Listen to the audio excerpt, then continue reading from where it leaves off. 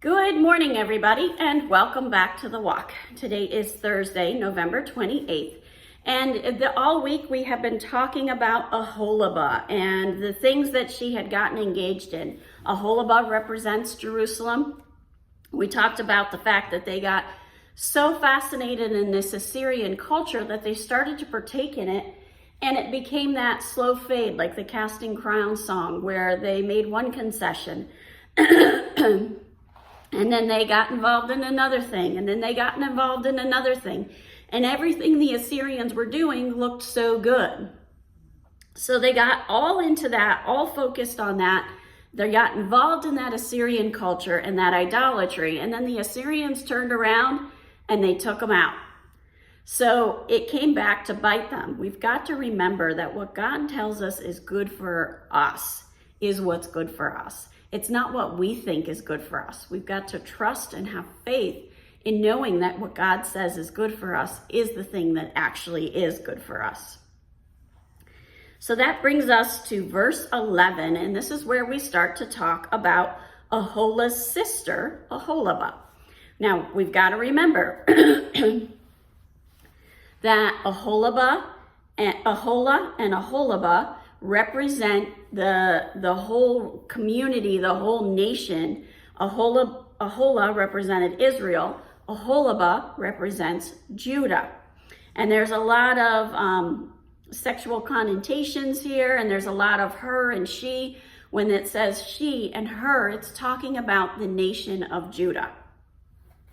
So here we go. Her sister, Oholibah, which is Judah, saw this, and she became more corrupt than her sister in her lust and in her whoring, which was worse than that of her sister.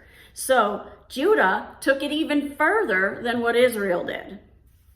She lusted after the Assyrians, governors and commanders, warriors clothed in full armor, horsemen riding on horses, all of them desirable young men. So they're very attracted to this Assyrian nation.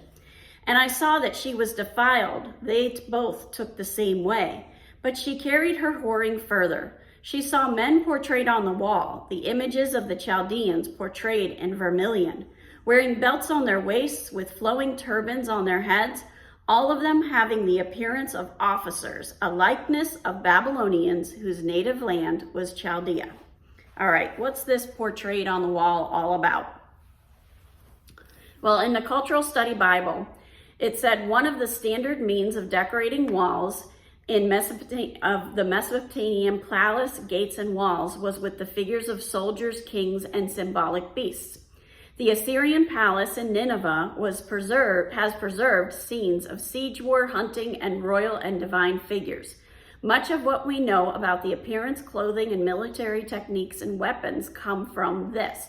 So they would draw these pictures on the walls, and this nation of Judah is very fascinated by it.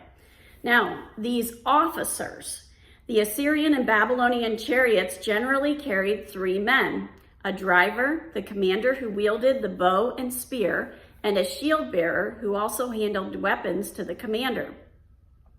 The Akkadian term for officers is shalshu. This may be a cognate of Israel for Hebrew shalashim, which is used here. The Hebrew root makes it likely that there is some connection to the 3. So they're just completely fascinated with this Assyrian culture and getting involved in it.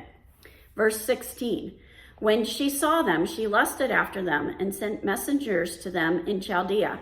And the Babylonians came to her in the bed of love, and they defiled her with their whoring lust. And after she was defiled by them, she turned from them in disgust. When she carried on her whoring so openly and flaunted her nakedness, I turned in disgust from her, as I had turned in disgust from her sister. Yet she increased her whoring, remembering the days of her youth when she played the whore in the land of Egypt, and lusted after her lovers there, whose members were like those donkeys, and whose issue was like that of horses. Thus you longed for the lewdness of your youth, when the Egyptians handled your bosom and pressed your young breasts. So what's going on here? Once again, this is an analogy. This is not about sex. This is the nation of Judah being unfaithful to God and turning to the idolatry of the Assyrians. The people's eyes were looking for anything that looked grandiose. And it's kind of like these people that get so focused on our culture. And our culture says this is a good thing. Our culture says this is a good thing. Well, you can choose to follow the culture, or you can choose to follow God. When Judah followed the culture that was around them, they got wrapped up in it. And God turned his back and said, okay, if that's what you chose, that's what you chose. I'm not going to do anything about it. And then the Assyrian people turned on them and wiped them out. We've got to remember that God wants what's best for us. And even if we don't agree that that's what's best for us, God knows everything. And we've got to remember to trust him. Have a wonderful day. God bless, and keep walking the walk.